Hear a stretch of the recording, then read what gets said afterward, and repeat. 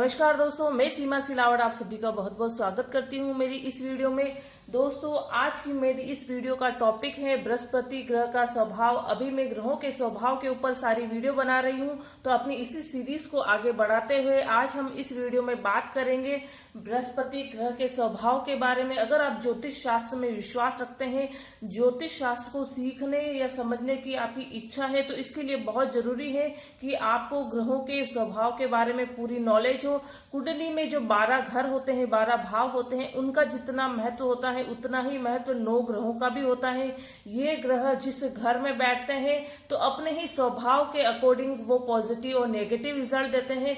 तो ये जानना बहुत जरूरी है कि कौन कौन से ग्रह का कौन कौन सा स्वभाव है, क्योंकि अपने स्वभाव के अनुसार ही हर ग्रह रिजल्ट देता है।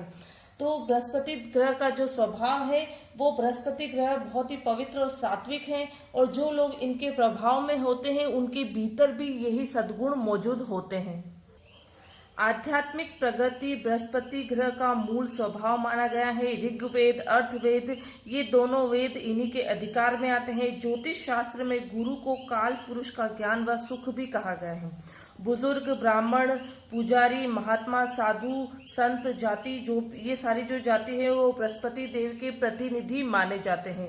तो चलिए आगे बढ़ते हैं इस वीडियो में, और मैं पॉइंट वाइज आपको जो बृहस्पति ग्रह का जो स्वभाव है वो समझाने की कोशिश करूंगी, क्योंकि पॉइंट से बहुत अच्छे से और सिंपल इजी तरीके से आपको समझ में आ जाएगा। तो चलिए आगे बढ़ते हैं इस वीडियो में, और सबसे पहला पॉइंट है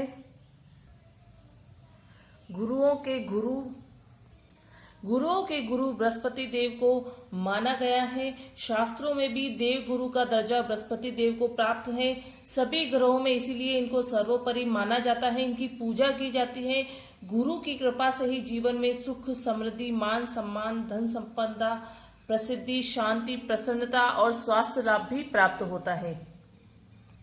अगला पॉइंट है कि जो बृहस्पति देव है वो बहुत ही उदार व दयालु ग्रह माना जाता है। यह जो जातकों को उदार और दयालु ग्रह होने के साथ साथ में जो भी जातक होते हैं बृहस्पति ग्रह के या बृहस्पति ग्रह जिनके लग्नेश होते हैं, उनको वो झूठ और फरेब से बचाकर सत्य के करीब ले जाता है। अच्छे कर्म करने के लिए हमेशा प्रेरित करता है। अच्छे व बुरे कर्म जो होते हैं उनके बीच में जो अंतर होता है उसको समझने की ये क्षमता देते हैं, शक्ति देते हैं। बृहस्पति देव अप्रिय घटनाओं से भी बचाते हैं, इसलिए बृहस्पति देव को रक्षक व पालक भी माना जाता है। अगला पॉइंट है ज्ञान के देवता। बृहस्पति देव गुरुओं के गुरु हैं, ज्ञान के देवता हैं। इसलिए अगर कोई जातक अपने जीवन में ज्ञान अर्जित करना चाहते हैं, अपने ज्ञान के बल पर आगे बढ़ना चाहता है लाइफ में, तो ये बृहस्पति देव के बिना संभव नहीं है। बृहस्पति देव की बहुत ही अच्छी स्थिति होना आपकी कुंडली में बहुत जरूरी है, क्योंकि गुरु के बिना ज्ञान नहीं है और गुरु के बिना मोक्ष भी नहीं है। मोक्ष का भी कारक है बृहस्पति देव। अगर कुंडली में 12वें घर में बृहस्पति देव विराजमान है और अच्छी स्थिति में है तो मोक्ष का कारक भी बृहस्पति देव को माना गया है। जीवन में सकारात्मक पहलू को अगर देखा जाए तो वो भी बृहस्पति देव के बिना संभव नहीं है। बृहस्पति देव जीवन में सकारात्मक विचार लाता है, सकारात्मक भाव लाता है, सकारात्मक वातावरण बनाता है, और जीवन में जितनी भी नकारात्मक चीजें होती है या नकारात्मक विचार होते हैं उनको भी बृहस्पति देव स्वयं दूर करते हैं। अगला पॉइंट है विवाह के कारक। बृहस्पति देव विवाह के कारक माने गए हैं। विवाह का होना या न होना ये सारा बृहस्पति देव के ऊपर ही डिपेंड करता है। बृहस्पति देव के ऊपर ही ये जिम्मेदारी है विवाह की।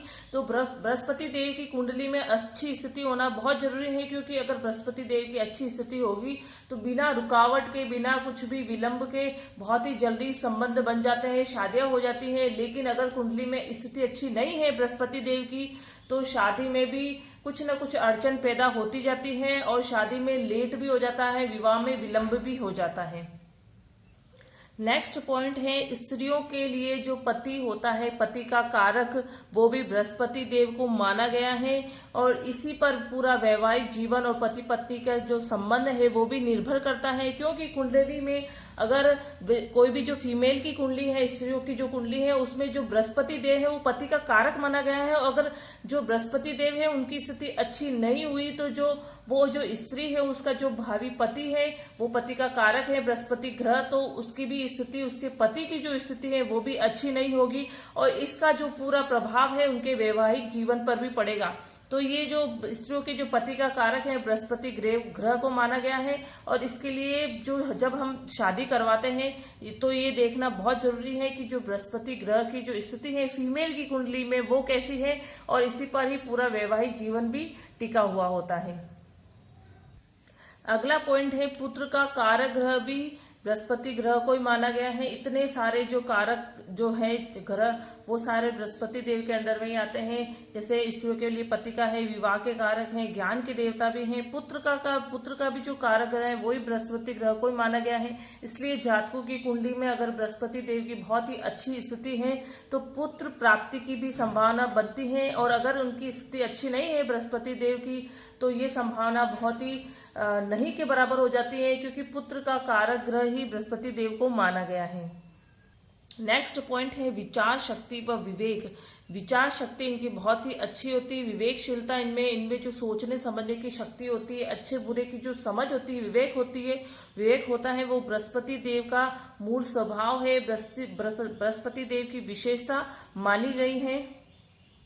क्योंकि बृहस्पति देव ज्ञान के देवता हैं, उदार और ये दयालु ग्रह माना गया है, इसलिए ये अपने ज्ञान से खुद का भला तो करते ही हैं लेकिन ये अपने ज्ञान से दूसरों का भी भला करते हैं। जो भी बृहस्पति ग्रह के प्रभाव में आता है तो अपने साथ साथ ये दूसरों का भी भला करते हैं, तो जो भी इनके प्रभाव से क्षेत्र में आएगा तो उसका भी कल्याण हो जाता है। अगला पॉइंट है कि 5 भावों का कुंडली में जो घर होते हैं उन्हें भाव कहा गया है। तो 5 घरों का 5 भावों का कारक ग्रह होता है बृहस्पति ग्रह। दूसरा, 5वां, 9वां, 11वां और 12वां जो घर होता है उसके कारक है बृहस्पति ग्रह और जो 12वां घर है वो मोक्ष का भी कारक माना गया है। बृहस्पति देव अगर 12वें घर में है तो मोक्ष का भी ये जो कारक बृहस्पति देव को माना गया है।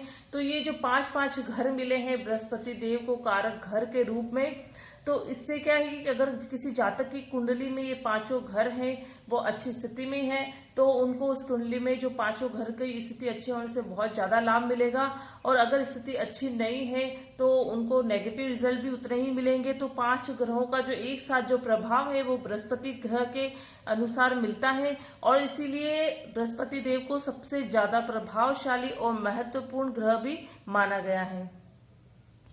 नेक्स्ट पॉइंट है मोटापे का कारण। शरीर का कोई ना कोई क्षेत्र किसी न किसी ग्रह के अंडर में जरूर आता है और मोटापा है वो बृहस्पति देव के अंडर में आता है।